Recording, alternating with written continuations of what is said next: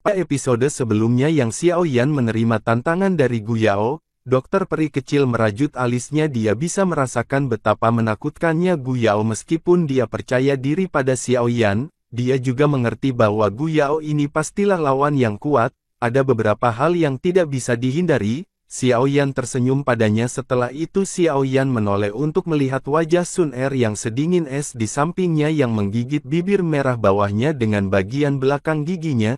Dia tersenyum dan berkata tidak apa-apa, bahkan jika dia tidak mengambil inisiatif untuk menggerakkan pertarungan ini, aku akan melangkah maju dan mengungkapkan kekuatanku kepada klan Gu. Hanya dengan begitu aku bisa menutup mulut beberapa orang. Sun Er mengangguk sedikit namun matanya menjadi lebih dingin saat dia menatap Gu Yao. Xiao Yan telah mengalami banyak ejekan dalam klan Gu selama beberapa hari ini karena dia. Dan pada hari ini Xiao Yan dipaksa untuk melangkah maju dan berdebat dengan yang lain, bahkan dengan karakternya semua ini menyebabkan dia tanpa sadar merasakan kemarahan di dalam hatinya.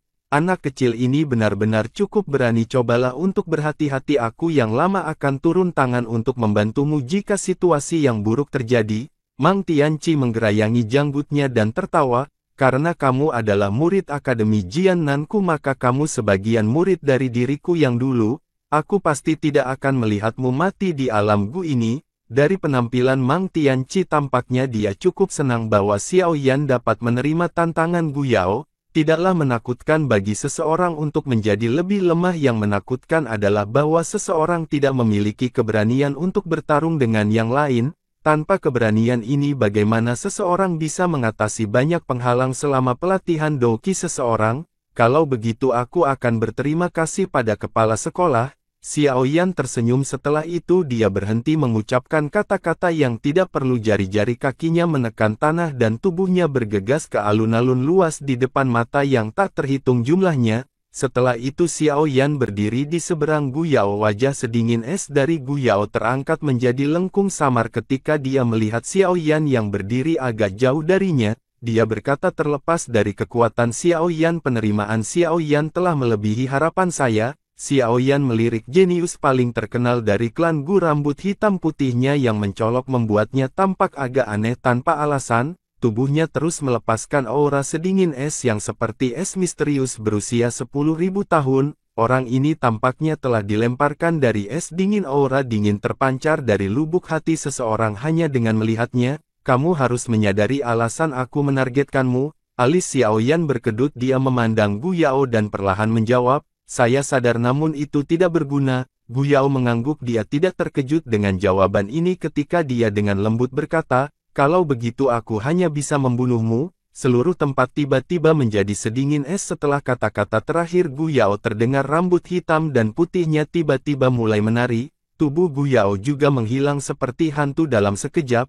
Wajah Xiao Yan sepenuhnya digantikan oleh kesunyian saat Gu Yao menghilang. Lawannya kali ini bahkan lebih kuat dari Tianzun ke-9 dari Hall of Souls. Jika dia meremehkan lawannya bahkan sedikit saja dia akan berakhir dengan akhir yang menyedihkan. Hati Xiao Yan jelas menyadari bahwa tidak ada seorang pun di dalam klan Gu yang akan mendukung Sun Er dan dirinya jika ia dikalahkan oleh Gu Yao hari ini. Karenanya dia tidak bisa kalah dalam pertarungan ini. Saya telah berjalan dari Kekaisaran Jiama selama 10 tahun ini. Saya telah menjelajahi benua dan bertemu dengan banyak musuh. Saya telah berlama-lama di gerbang kematian berkali-kali. Upaya yang telah saya lakukan jauh lebih besar daripada seorang jenius seperti Anda. Saya tidak peduli dengan garis keturunan Doudi, namun Anda harus siap untuk membayar harga berdarah jika Anda ingin membunuhku. Xiao Yan tiba-tiba mengepalkan tangannya. Doki dalam tubuhnya melonjak tanpa menahan. Tulang-tulang di sekujur tubuhnya memancarkan gelombang suara berderak saat Doki melonjak. Doki yang luas dan perkasa ditemani oleh angin panas menyebabkan suhu es sedingin es di langit naik dengan cepat. Pada saat yang sama suara dingin yang dipenuhi dengan ketekunan tak berujung meletus dari mulut Xiao Yan. Berkeliarannya tahun-tahun ini telah menyebabkan karakter Xiao Yan tetap setenang batu. Dia akan dapat menyesuaikan diri dengan kondisi yang paling sempurna terlepas dari tantangan apa yang dia hadapi. Ini adalah bakat yang bertahun-tahun berkeliaran telah memberkati dia dengan doki yang luas dan mungkin dengan cepat diaglomerasi dalam kepalan tangan kanan Xiao Yan saat suaranya terdengar. setelah itu tangannya bergetar aneh, sebuah kekuatan yang luar biasa kuat tiba-tiba menabrak ruang di depannya tanpa menghindar, tangan kanannya dengan keras meninju ke ruang kosong tepat ketika hendak menyerang, tangan panjang tiba-tiba menjulur dari ruang kosong, setelah itu disertai dengan kekuatan pisau tajam yang menghantam tangan kanan Xiao Yan dengan gaya seperti kilat, riak energi yang menakutkan segera melonjak ketika keduanya melakukan kontak. Banyak garis retak menyebar dengan cepat dari titik kontak, kekuatan kuat menyapu dan menghancurkan beberapa pecahan batu di alun-alun menjadi debu. Mata ketiga tetua klan Gu itu berkedip ketika mereka melihat pertukaran yang intens, tubuh mereka bergerak dan mereka bergegas naik tinggi ke langit, tangan mereka membentuk beberapa segel sebelum menggunakan doki mereka untuk mengisolasi kotak ini.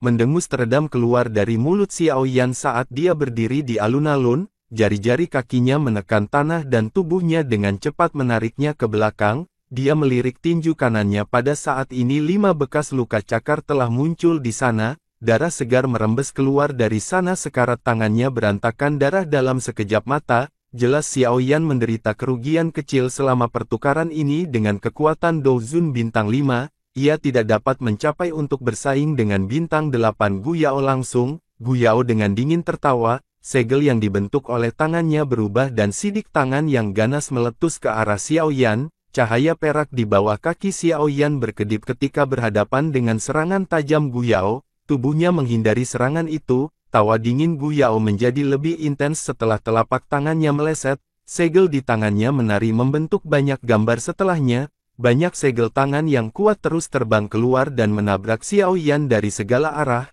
Keterampilan Dewa Segel telah dipraktikkan oleh Gu Yao sampai mencapai puncaknya, menambahkan doki yang sangat kuat, ia bisa menggunakannya dengan mudah, dia tidak mengalami kesulitan sedikit pun. Skyfire 3 perubahan misterius, perubahan pertama, perubahan kedua, perubahan ketiga, ekspresi Xiao Yan menjadi suram ketika dia menghadapi jejak energi telapak tangan yang mengalir dari Skyfire 3 Mysterious Cheng dilepaskan ke batasnya hanya dengan pikiran doki dalam tubuhnya melonjak. Pada saat ini, 6 penguasa mengalir tubuh bersama, Xiao Yan mengepalkan tangannya, Heavy Swan Ruler yang gelap hitam melintas dan muncul gambar penguasa yang tebal muncul satu demi satu dalam sekejap. Area 100 kaki di sekitar Xiao Yan telah diisi oleh gambar penguasa, banyak jejak energi telapak tangan menghantam pertahanan penguasa yang berat itu. Tampaknya telah memicu rantai ledakan terus-menerus, riak energi yang kuat menyebar terpisah seperti air banjir yang mengguncang alun-alun sampai mulai bergetar.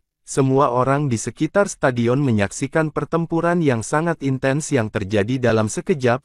Kegembiraan samar muncul di mata mereka, banyak orang ingin tahu akhir seperti apa yang akan dihadapi Xiao Yan, yang dianggap sebagai yang teratas di antara generasi muda di Central Plains. Karena ia telah bertemu dengan jenius ini dari klan Gu, ledakan keras yang tidak biasa terdengar di dalam medan pertempuran. Sesosok terbang kembali ke udara, setelah itu dia terhuyung-huyung mundur 2 langkah sebelum mendarat di tanah. Setelah itu Xiao Yan menstabilkan tubuhnya, ekspresinya masih tetap tenang.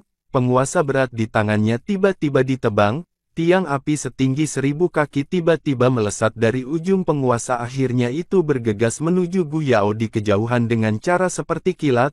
Keterampilan kecil, apa gunanya skill Dou dengan kekuatan seperti itu? Gu Yao hanya tertawa ketika dihadapkan dengan momentum besar pilar api. Dia mengepalkan tangannya dan es putih pekat meletus dari tubuhnya, tangannya sepenuhnya tertutup oleh es misterius. Sesaat kemudian pecah, tangan es misteriusnya tiba-tiba menyerang ke depan, menabrak pilar api di depan. Banyak mata kekuatan yang kuat menghancurkannya. Ini milikmu. Gu Yao baru saja berteriak dengan dingin setelah menghancurkan pilar api dengan pukulan. Ketika matanya tiba-tiba menjadi dingin, dia melihat lotus api 3 warna yang berputar dengan cepat di dalam nyala api teratai ini terus menembak ke arahnya. Dia bisa merasakan sedikit aura kehancuran di dalamnya. Meledak, wajah Xiao Yan sedingin es, segel tangannya berubah dan suara yang tajam terdengar. Teratai api 3 warna itu membengkak dengan kecepatan yang tidak bisa dilihat dengan mata telanjang. Sesaat kemudian badai api yang menakutkan melanda langit.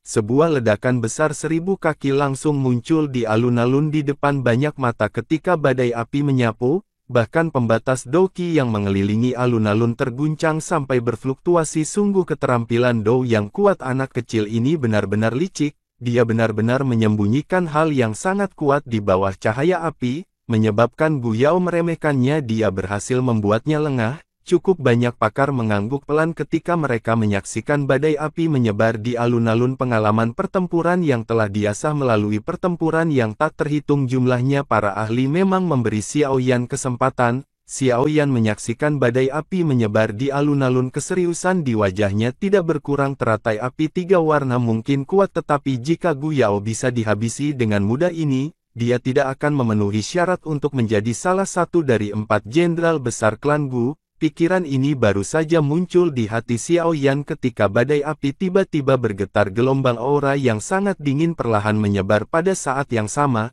Douqi yang mengerikan melonjak ke segala arah seperti laut. Mereka meraung dengan cara yang bergejolak. Kamu sudah mengalami banyak kesulitan, tapi terus kenapa? Saya memiliki garis keturunan Doudi dan mempraktikkan ajaran sejati klan Gu. Level saya jauh melampaui Anda. Kualifikasi apa yang Anda miliki sebagai keturunan dari klan Xiao yang ditolak harus melawan saya? Teriakan mengerikan tulang tiba-tiba meledak sementara Douqi yang mengerikan menderu di langit dan menyebabkan ekspresi Xiao Yan perlahan berubah suram.